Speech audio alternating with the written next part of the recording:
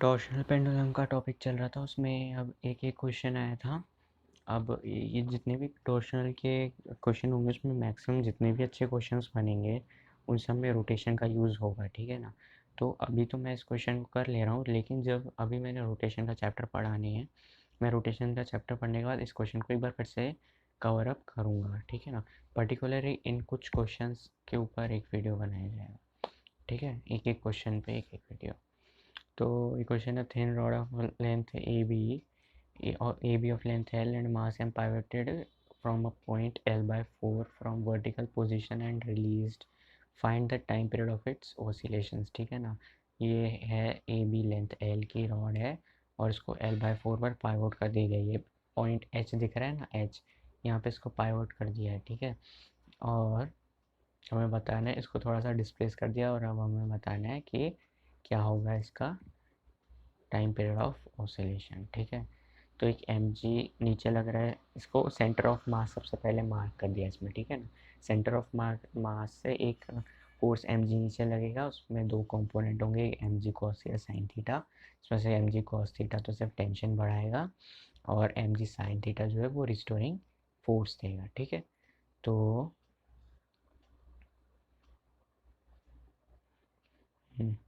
अब M G sine theta, जबकि theta small है तो उसको हम सिर्फ थीटा भी लिख सकते हैं, ठीक है।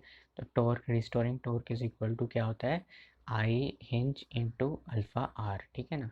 मतलब हिंज की ये moment of inertia of hinge and restoring acceleration, ठीक है। तो टॉर्क, रिस्टोरिंग टॉर्क होता है M G theta into L by 4, ठीक है ना।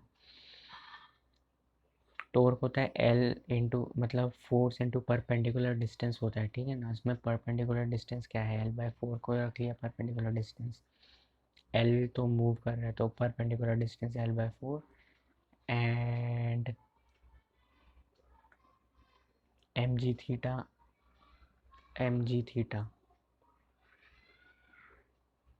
इज इक्वल टू, अब आई लिखा, ठीक है ना। आई हिंज के लिए क्या होता है, M L square by 12 plus M into L by 4 का होल स्क्वायर।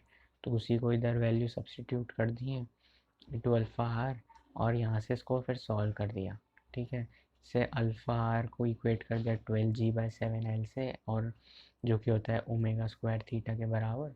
तो थीटा से थीटा कैंसिल हो जाएगा and omega square is equal, omega is equal to 12g/7l। That's why time period is equal to 2π7l/12g, ठीक है ना। तो main step तो यही है जिसको मैं अभी जूम कर रहा हूँ, देखो ये,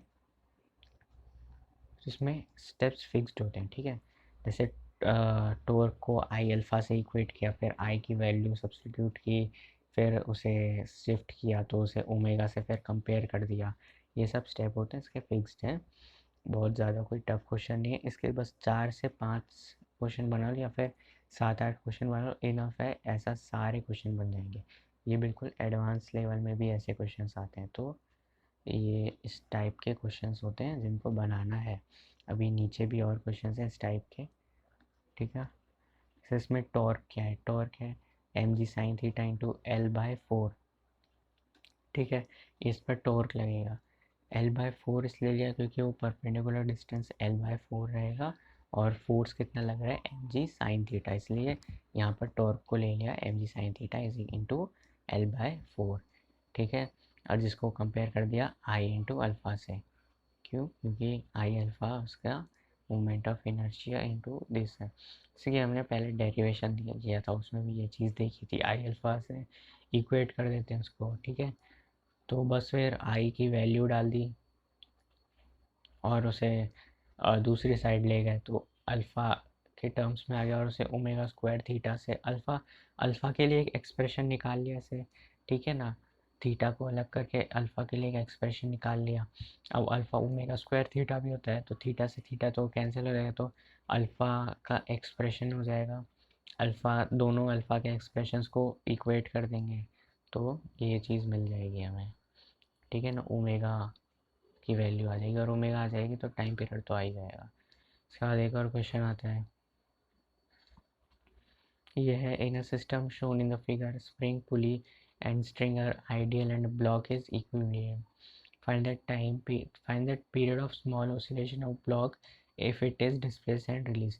तो जैसा कि पहले रोटेशन वाले चैप्टर का यूज़ किया था एसएचएम में, अब किसका किया, एनएलएम का किया, ठीक है ना। एनएलएम में स्प्रिंग ब्लॉक सिस्टम वाला जो है उसका किया है, ठीक है ना। कि ये तो अभी मैंने पढ़ा है तो ये मैं बता सकता हूँ अच्छे से, ठीक है। तो इसमें दो ट्रिक होती हैं, ठीक है ना, इन दोनों से इसको यूज़ किया जाता है। एक पुली ट्रिक होती है और एक क्या होती है, टेंशन ट्रिक, ठीक है ना। तो इन दोनों का यूज़ इस क्वेश्चन में किया जा सकता है, उससे इस क्वेश्चन को सॉल्व किया जा सकता है। तो इससे हमारे पास इस क्वेश्चन को सॉल्व करने के दो मेथड्स, ठीक है। इसमें जी को तो रिमूव ही कर देना क्योंकि उसका कोई इफेक्ट नहीं होता, ये पहले भी बताया था कि क्वेश्चन सॉल्व करते टाइम 2 स्टेप एक्स्ट्रा लिखने पड़ेंगे, जी को यूज़ करेंगे, इसलिए उसको पहले रिमूव कर देंगे। तो इसमें पहले किससे सॉल्व किया है, कौन सी ट्रिक लगाई है, पहले लगाई है टेंशन ट्रिक, ठीक है। तो टेंशन ट्रिक क्या होती है, अकॉर्डिंग टू, सॉरी, इसमें पुली ट्रिक लगाई है पहले, ठीक है ना, पुली ट्रिक।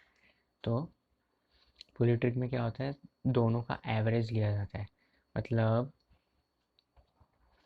जैसे ये एक साइड से स्ट्रिंग एक्स से ऊपर गई, दूसरी साइड से एक्स से नीचे आई, तो x plus x by two हो जाएगा, that is 2x/2, that is 2। तो ये चीज़ यूज़ की जाती है इधर पर, ठीक है, दैट इज़ एक्स मतलब। तो ये चीज़ का इधर यूज़ किया जाता है। अब इधर एक पॉइंट फिक्स्ड है तो इसमें तो इसमें कुछ चेंज नहीं होगा, यहाँ पर ज़ीरो होगा, ठीक है, ज़ीरो टेंशन होगी। दूसरी साइड पर कितनी होगी, एक्स से डिस्प्लेस हुआ नीचे, और पहली वाली साइड में कुछ डिस्प्लेस नहीं होगा क्योंकि उसको फिक्स कर दिया गया है, तो इसलिए वहाँ पे ज़ीरो लिखा हुआ है। दूसरी साइड में वो एक्स से डिस्प्लेस होगा, ठीक है, क्योंकि दूसरी साइड फिक्स नहीं किया गया तो एक्स से डिस्प्लेस होगा, इसीलिए उसमें एक्स लिख दिया गया है। अब इसका एवरेज निकालते हैं, 0 + x/2, दैट इज़ x/2 से पुली नीचे आएगी, ठीक है ना, x/2 से पुली नीचे आएगी। अब आते हैं सॉल्व करने पे। तो x/2 से पुली नीचे आ गई, अब टेंशन को भी देख लेते हैं थोड़ा सा। तो